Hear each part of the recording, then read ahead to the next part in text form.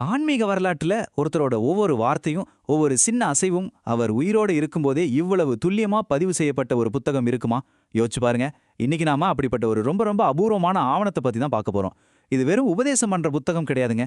இது ஒரு ஞானியோட வாழ்க்கைக்குள்ளேயே நாம எட்டி பார்க்குற மாதிரி ஒரு ஜன்னல். இந்த புத்தகத்தோட பேரு தான் ஸ்ரீராமகிருஷ்ணரின் அமுத மொழிகள். இதோட ஸ்பெஷாலிட்டியே என்னன்னா, இது பல வருஷத்துக்கு அப்புறம் ஞாபகத்துல இருந்து எழுதுனது இல்ல.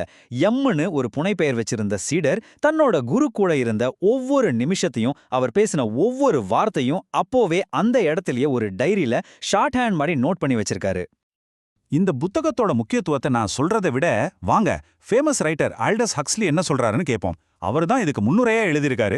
அதுல சொல்றாரு, வேறு எந்த ஒரு புனிதருக்கும் இவ்வளவு திறமையான சளைக்காத ஒரு பதிவாளர் இருந்ததே இல்ல அப்படின்னு. பாருங்க, இந்த ஒரே ஒரு வரி போதும் உலக மத இலக்கியங்கள்ல இந்த புத்தகத்துக்கு என்ன மாதிரி ஒரு தனி இடம் இருக்குன்னு புரிஞ்சுக்கிறதுக்கு. அப்போ நமக்குள்ள ஒரு கேள்வி எழும்புது இல்லையா? யார் அந்த புனிதர்? எதுக்காக அவரோட சாதாரண அன்றாட பேச்சையெல்லாம் இவ்ளோ கஷ்டப்பட்டு பதிவு செய்யணும்? அந்த மனிதர் ஸ்ரீராமகிருஷ்ணர். அவர்கிட்ட அப்படி என்ன ஸ்பெஷல்?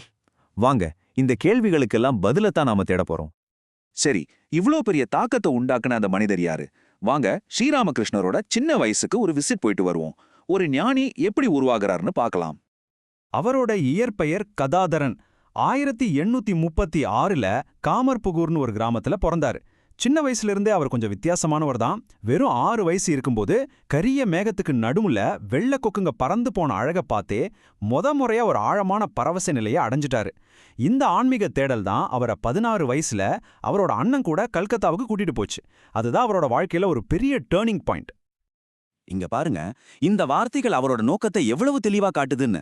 கல்கட்டாவுக்கு போனதும் அவரோட அண்ணன், தம்பி பழக்கறதுக்கு ஏதாவது படி அப்படின்னு சொல்லியிருக்காரு. அதுக்கு அவர் சொன்ன பதில் தான் இது. வெறும் சோறு போடுற படிப்பு எனக்கு எதுக்கு, என் இதயத்துக்கு வெளிச்சம் தர்ற ஞானம் தான் எனக்கு வேணும்னு சொல்லிட்டாரு. இதுல இருந்தே தெரியுது, சின்ன வயசுல இருந்தே அவரோட பாதை ஆன்மீகத்தை நோக்கி தான் இருந்திருக்கு. இப்போ கதை அதோட மைய புள்ளிக்கு வருது. தக்ஷிணேஸ்வரம் கோயில்.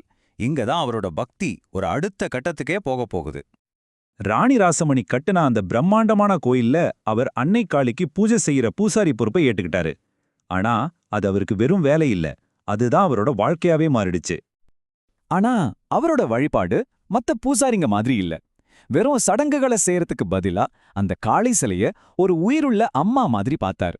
அதுகிட்ட பேசுவாரு, பாட்டு பாடுவாரு, சிரிப்பாரு, சில நேரம் பிரிவை தாங்க முடியாம கதறி அழுவாரு. இது ஒரு வேலையே கிடையாது, இது ஒரு நேரடி உறவு. இது எல்லாம் பார்த்த கோயில் அதிகாரிகளுக்கு ஒண்ணுமே புரியல. இது ஏதோ ஒரு குருட்டு நம்பிக்கை இல்ல. அம்மா, நீ நிஜமா இருக்கியா இல்ல இது எல்லாம் என் கற்பனையா? உண்மையாவே நீ இருந்தா ஏன் என் கண்ணுக்கு தெரிய மாட்ற அப்படின்னு கதறி அழுதாரு. இது உண்மையை தேடின ஒரு ஆத்மாவோட தவிப்பு. அவரோட ஆன்மீக வழி எவ்வளவு ஆழமா இருந்துச்சு, அவருக்குள்ள எவ்வளவு சந்தேகம் இருந்துச்சுன்னு இந்த வார்த்தைகள் நமக்கு காட்டுது. சரி, இப்போ நாம கதையோட உச்சகட்டத்துக்கு வந்துட்டோம். அவரோட ஆன்மீக தேடல்ல நடந்த அந்த முக்கியமான திருப்புமுனை. அந்த ஏக்கத்தோட வலிய கொஞ்சம் கற்பனை பண்ணி பாருங்க. அவரோட இதயம் ஒரு ஈர துணிய பிழிற மாதிரி வலிக்கிறதா உணர்ந்திருக்காரு. அம்மான பார்த்தே ஆகணுங்கிற அந்த தவிப்பு அவரை உடலளவிலும் மனசளவிலும் வாட்டி வதச்சுது.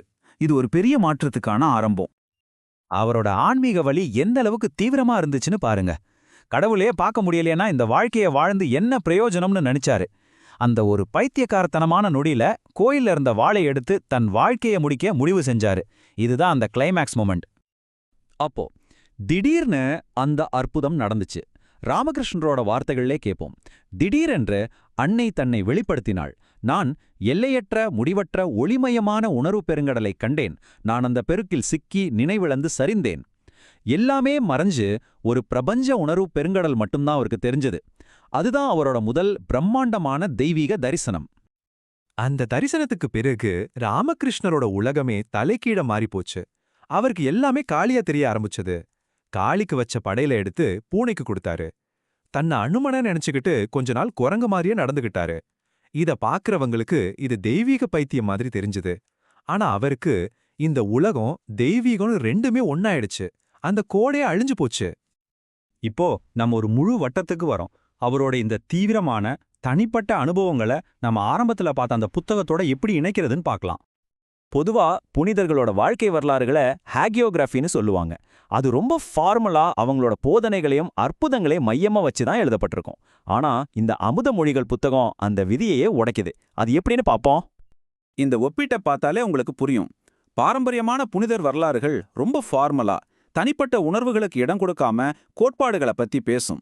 ஆனா ஸ்ரீராமகிருஷ்ணரின் அமுத மொழிகள் அப்படி இல்ல.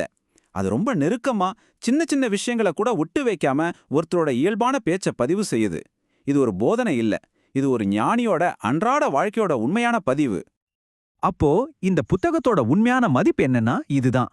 இது கடவுள் போதையிலே வாழ்ந்த ஒரு மனிதரோட மனசுக்குள்ள நாம எட்டி பார்க்கற ஒரு ஜன்னல்.